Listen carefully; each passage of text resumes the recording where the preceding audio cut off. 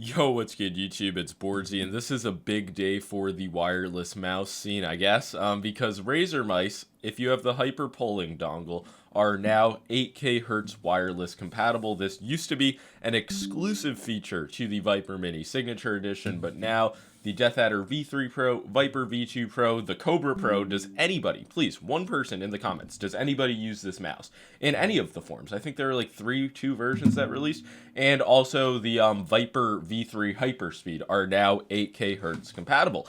And is this a nothing burger, or is it a huge deal? That is going to come down to what you play, pretty much, because I would say there are a handful of games like Valorant, Overwatch, CS2 maybe, I don't fucking play that game, that will actually run well with 8K Hertz. In my experience, it's just worse than 4K Hertz in terms of compatibility. Please, again, one person, show me a Fortnite clip playing full speed, spamming many mouse buttons at the same time, editing all of that on 8K Hertz in game. I've simply never seen it. It's not possible. So for me, I just run 4K Hertz. 8K is obviously worse for battery life.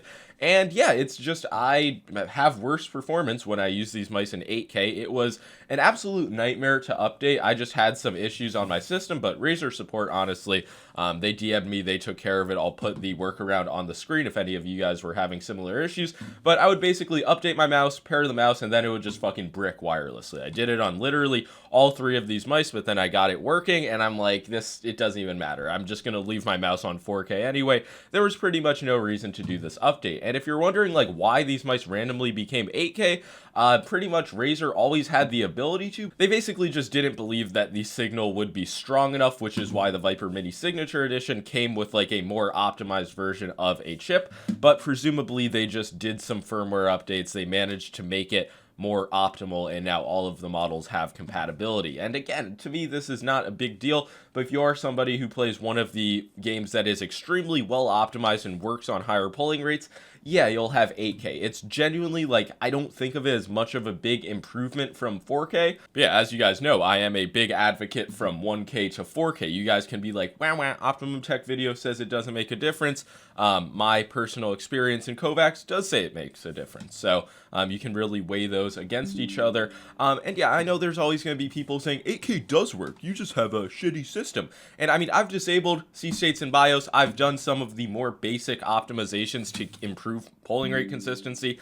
But what it comes down to is, I mean, I don't have retard OS or whatever the new stripped down version of Windows is called. I haven't disabled everything in Windows to the point like my camera doesn't work. I need my PC to be pretty fucking functional, and it's able to do everything absolutely perfectly with 4K. So, I mean, 8K, it's just not really worth all of the sacrifices, in my opinion. And even when I do get it working in Kovacs, if I start clicking, I'll just notice like a bit of stuttering and inconsistency. So I'm just a big advocate of 4K. 8K with the battery life, not just as much of an improvement. So yeah, I really didn't even plan to make a video on this, but I was getting some comments like, did you see Razer released a new 8K update? So I figured I would cover it. If you guys have any of the mice, I would recommend updating them, because I don't know if they improved like the signal strength or just connectivity at lower polling rates as well, but you always want your mice to be on the freshest firmware.